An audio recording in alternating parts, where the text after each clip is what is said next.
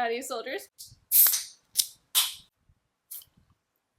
I can't tell if I look like Bella Hadid or like E-boy derogatory. Whatever it is, it's the move for filming tonight's video at almost 10 p.m. So my fan is on in the corner because it's too damn hot in here to not have it, so you're gonna either have to deal with a little bit of extra fan noise or you're gonna have to deal with me melting, so pick one. Alright, so I meant to do this video like at the beginning of Disability Pride Month, but then, you know, life happened and then I got sad, so I took a week off, and here we are, better late than never. July is Disability Pride Month, and of course, being, you know, book talker extraordinaire that I am, I've seen so many people give their own recommendations during the month, and it is a wide array of different types of books and different types of protagonists and different types of disabilities people are talking about, that people are reading, and people are recommending. So, thought I would do my own take on that today. Now, I personally am able-bodied. I had a period of about 3 years in my early 20s where I did have chronic pain due to having a weak spots in my abdominal wall that I eventually got surgery for. So now I'm a really lame cyborg because I have a medical mesh in my abdomen that's small enough to not cause discomfort, but just large enough to set off metal detectors at airports, which I found out the hard way. I can only say I have experience in one very tiny specific thing, and wouldn't you know it, disabled people are not a monolith, imagine that. I'm not an authority figure on this, but I will leave in the comments some of my favorite bookish Instagram and TikTok creators who are. Now, I knew I wanted to do some kind of video on characters with physical disabilities, but even that is pretty hard to define because what it means to be physically disabled changes depending on where you are in the world, what different healthcare providers consider disabled. So like, for example, if you have asthma, are you disabled? Well, you are not a able-bodied person in some scenarios, but that's not going to mean that you're exempt from health taxes. And I'm not trying to exclude anybody or say that I don't believe your disability counts as a disability just because I'm not mentioning it in today's video. I'm only recommending books that I know about or that some of my disabled friends have told me about. Now, before we even start, let's address something that has come up now that, of course, Disability Pride Month is more in the media and in the public consciousness, and that is that, yes, disabled characters absolutely belong in fantasy.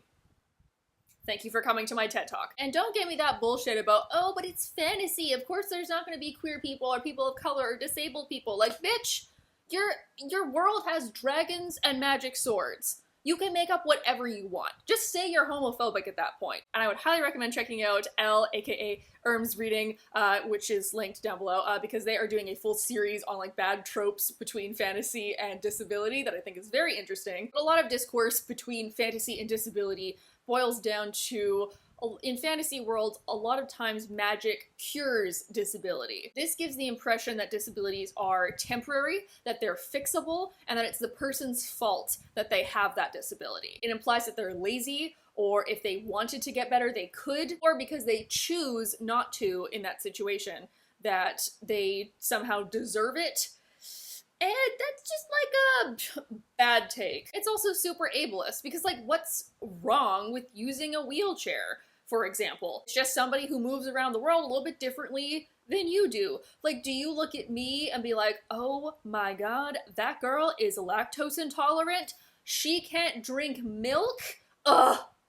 Shun from society. Please don't make fun of my non-dairy cheese, okay? It's really important to me. It's all I have. Another bad take on disability in fantasy and sci-fi is that how special they are that they have this disability. Either their disability means that they're more magical or they're like really, really smart. Like, think of all the sci-fi series that have like a hacker character who is somehow differently abled or neurodivergent or is using a wheelchair or like can't move from their big hacker computer setup. And Naz Razi, who's a sensitivity reader who did the Twitter thread that I'm leaving below, they point out that there's a big difference between this wheelchair can fly and thanks to sci-fi surgery, there are no wheelchair users. Furthermore, because disabled people are marginalized, this also tends to mean that they are villainized in media. The villain has a cybernetic arm that's also a cannon. The villain uses a wheelchair to smuggle a bomb. So by villainizing a disability, it gives the general public a sense that people who are disabled are morally wrong or morally corrupt. Honestly, give me some disabled villains. I think that sounds really cool. Give me some disabled heroes while you're at it. Allow characters with disabilities to exist in a multitude of roles, and then we can get into how it's okay that one of them's a villain. Also, a quick side note about books and disability. Once again, I see the thing about audiobooks are not real books going around on the internet, and that is very unfair to people who have vision impairments, for example, or for people who have trouble focusing, or people with other kinds of learning disabilities that are not visual learners. Adjustable e-readers or other types of reading devices are good for people that have limited mobility in their hands and wrists. The formatting of books needs to be made accessible as well, because sometimes different fonts will not translate properly on those text-to-speech programs, and libraries and bookstores need to be accessible in a multitude of ways. This just doesn't mean like ramps, but it means seating areas for people who have trouble standing for long periods of time, or it means having wider shelves so that things don't fall if you're trying to reach for them. It includes better labeling, and it includes different types of labeling, like considering font sizes or having signs in Braille. Surely this is the tip of the iceberg. There is so much other research and other media that you can look into. Think of this as like an intro, like a very small intro. Perhaps I'm giving you a starting point to start your own research into this topic. Okay, I think that was a sufficiently long intro. Let's go over the stack of books that I have to recommend, shall we? So grab a drink, grab a snack, and buckle in while we talk about some fantasy and sci-fi books with characters who have physical disabilities. Okay, so like I can't start this video without mentioning the darling of the fantasy disability bubble, and that is, of course, the wonderfully dark fantasy novel that is Six of Crows by Leigh Bardugo. Leigh herself has mobility issues and uses a cane, and what do you know? Kaz Brekker, Dirty Hands, Bastard of the Barrel, and leader of the Crows also does. Do I even need to explain what this book is about?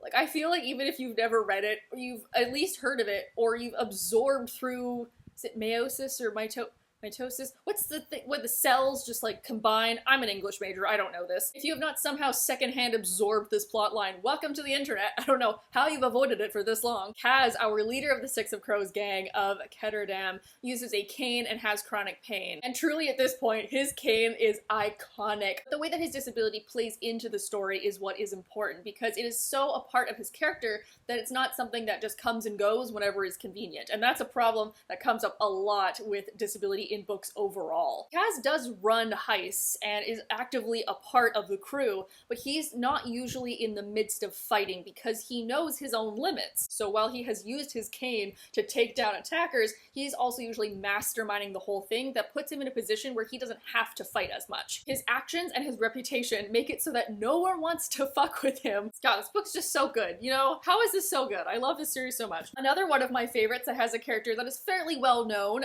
within a disability fantasy novels, and that is A Curse So Dark and Lonely by Bridget Kemmerer. This is one of my favorite Beauty and the Beast retellings ever because it has such a good twist. This centers around Prince Ren and his bodyguard Grey, who are in this cursed castle in a fantasy world, and they are trying to obviously break this curse before a sorceress comes and destroys the palace entirely, whereas our main character Harper is a regular girl living in DC who ends up being kidnapped and taken to this other world in hopes that she can break this curse. It's a wonderful enemies to lovers with a kick-ass main character who does not put up with anyone's shit. Great fight scenes, great relationship dynamics, really immersive fantasy world, but it also has a main character who has cerebral palsy. This is also an instance of her disability not coming in and out of play whenever it's convenient. Like, there are multiple times where she has to say that she can't physically do something. And in learning how to adapt his life and his actions to better fit Harper, Ren and kind of Grey also figure out new ways to attack other kinds of challenges that they come across. And so it's this big, like, parallel movement where, like, everybody wins. You can keep doing the things that you were doing, you just gotta adapt stuff to start doing them a little bit differently. I suppose I can give another book recommendation for a character with mobility issues. I wasn't necessarily planning it this way, but you know what?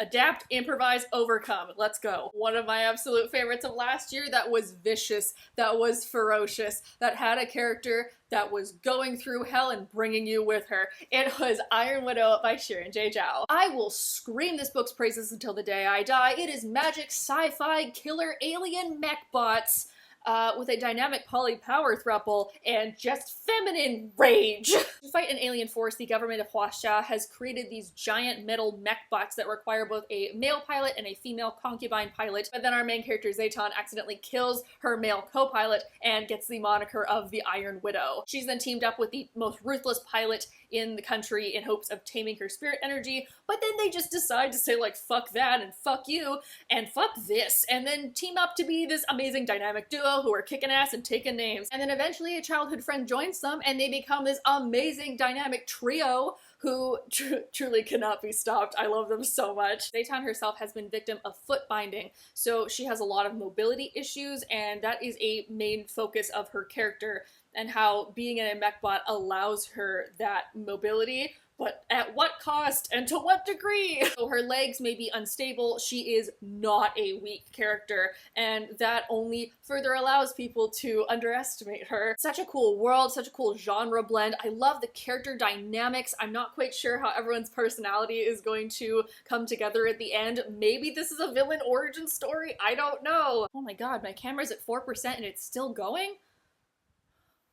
That's a mood. The next two books are some hard-hitting sci-fis that I think have a lot of crossover between types of characters and types of disabilities, but y'all know that I love my quantum queers. I love my floaty fruits. I love my gays in space. There's a whole video that you can check out if you want more recommendations, and both of these are on there. Those two phenomenal books are Seven Devils by Laura Lamb and Elizabeth May, and First Sister by Lyndon A. Lewis. Eris would cut me if I didn't start with this book, so we're gonna start with this book. Also, quick side note, I apologize, I saw online that both referring to somebody without a limb as both an amputee or someone with an amputated limb are both correct, so sorry if this is something that's not right.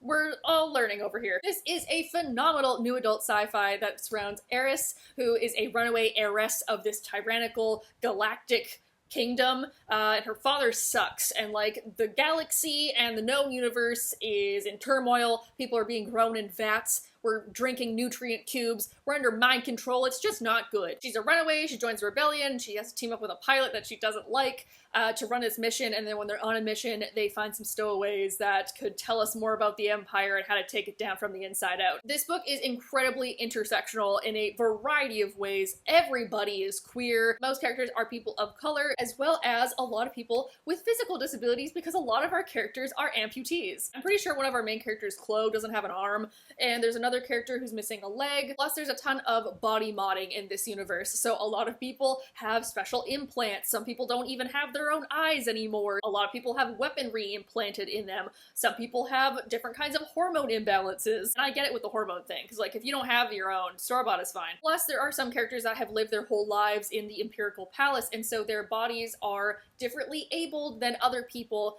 based on if they can or cannot fight and how they've been physically raised. So similar to this, we have a First Sister as well, because there always seems to be a war in space. There's so much space out there. Like, do you really need that quadrant? Like, what's it doing for you? First Sister follows the lives of 3 individuals, one of whom is named First Sister, and she is part of a cult of comfort women in space. And she herself is mute. She is gifted to Captain Saito Ren, who is a double amputee, I believe. She has both of her arms gone from war and battle, along with having chronic pain. And that subplot of dealing with pain on an everyday basis and learning to live with pain on an everyday basis is a major subplot of this book. And our other character, Lito Solucius, is a soldier who his partner was killed by Saito Ren, so he's trying to get revenge, but then of course governments are lying to us, and who is really telling the truth, and, you know, politics in space. And a part of being a part of war for so long is that this society has very much so normalized people not having their own limbs. So their society has adapted and built to accommodate all these different types of people, including like mech suits and different forms of travel. There's like a whole new, oh my god, if our SkyTrain subway system could be like theirs, oh my god, that would be so wonderful. I sat in traffic for so long today. And not only does it have good representation of disability, but it also has amazing commentary on like feminism and colonialization and technology, and it's just like, this is just such a cool series. How are all of you doing? Doing okay? I think I'm doing okay. Like, it's pretty late. I'm tired, but you know what? I'm actually feeling pretty good. Like, I had a good therapy session the other day. I already have had a gin and tonic tonight, so like, I'm feeling good. Another cool, gritty urban fantasy series that I loved was the Borderline series by Michelle Baker. This is a wild series like I've never read before. It takes place in Hollywood, LA. What's the thing that all the influencers do? Like, LA Is that, am I doing it backwards? Hold on. Is it like this? I can't tell. And while we already knew that LA was full of soul-sucking vampires, it turns out that there's a lot more paranormal creatures making their home in Hollywood, and our main character becomes sort of like a double agent between the human world and the paranormal world, where our main character Millie has had to have both of her legs amputated after losing them in an accident, and that in itself is a large plot line of someone who was not disabled becoming disabled and how she's dealing or not dealing with it. At the same time, there is a power struggle within the paranormal community, especially with the fairies in their home dimension, and there is a new dark queen prophesied to rise up. This is like so unique, especially since our main character is very morally gray. She is not a good person. She has a foul mouth and a foul temper. This is a book full of film references, mythological drift, and bisexuals galore, with Millie using prosthetics, a cane, crutches, and other mobility aids throughout the novel. Another book that I do not physically have that has a character with mobility issues is A Heart of Blood and Ashes by Mila Vane, a barbarian romance. An arranged marriage is made between the prince and last of the Parsanthian nomadic tribes and the daughter of one of the last royal families of the walled cities in the south. Yvain and Maddox truly despise each other because both of their families had impacts on the other person's family, and like if they're alive or not still, they reluctantly say that they will help the other one gain revenge and justice for their family. Yvain is the last in a long line of warrior queens. However, she herself was born very frail and was kept away from her family and had her legs broken at a young age because politics. So she cannot easily walk, nor can she easily ride horses. So Maddox ends up having to carry her and to teach her how to ride. And though we see her progression of becoming stronger physically, that's a disability that will never leave her, and it is a very big part of her character and a very big part of how she thinks about approaching alliances, and because she knows that she cannot physically beat anyone, so she will mentally beat them instead. Truly, I went into this expecting some kind of like fun throwaway book,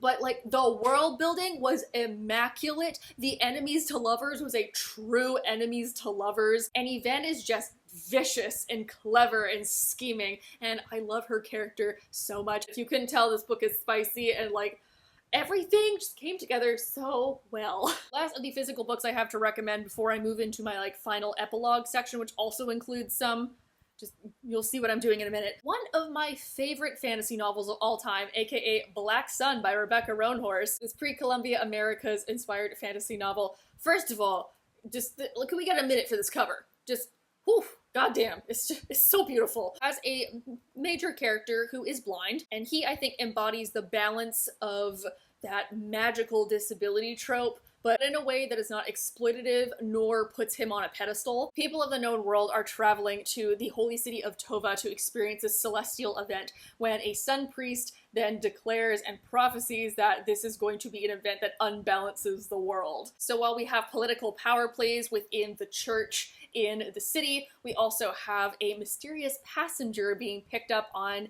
a merchant vessel. Captain Scialla takes on Serapio, who is a young, scarred, blind man who has had his eyelids stitched shut in a religious ceremony that is supposed to allow him to better connect with a crow god who is said to come back during the celestial event. We do see from Serapio's point of view a couple of times, especially some flashbacks to when he was younger, when he was training to kind of become this elite warrior vessel, and as very easily could have fallen into that, like, the person with the disability is super special because he's been trained to focus on his other senses and build up his body, but also building up his hearing. However, it manages to avoid that due to the circumstances of his upbringing as this vessel, and then also as the methods of his training are not only tailored to him, it would be kind of tailored to any warrior. Do be warned, this gets real bloody. So there's a lot of politics, there's a lot of witchcraft, there's a lot of crow cults, which like are fun. Okay, so those are the books that I have currently like in my collection.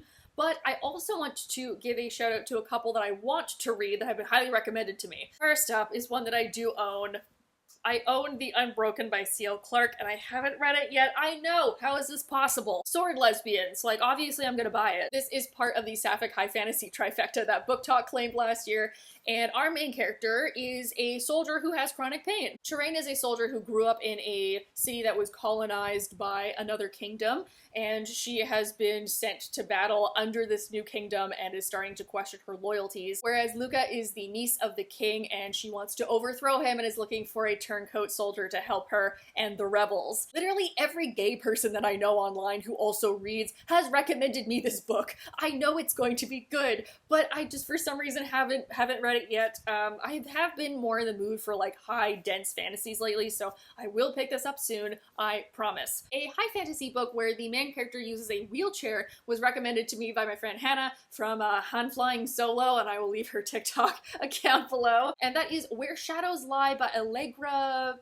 Pescatore, where our main character Eleanor unexpectedly becomes queen after the death of her brother, and an undercover assassin who finds a web of lies. When across the empire a shadowy monster arises and old magic has come to the continent once again, our princess and our rebel need to set aside their differences and put their minds together to be able to save their kingdom. This is a indie published author that has amazing reviews on Goodreads, so I really want to pick this up. Apparently Eleanor is a disaster bisexual, like we all love one of them. A lot of people are saying really good things about the disability rep, saying that Eleanor has found ways to compensate for her chronic leg pain and that this is just a part of who she is throughout the story. So color me intrigued. I'm gonna go download this on Kindle Unlimited tonight. And lastly, I might be the most excited about this book because the way that my friend pitched it was truly unhinged. My friend Bree from Hobbit's Library on TikTok recommended Our Bloody Pearl as a fantasy and romance about a non-binary siren with representation for both paraplegic people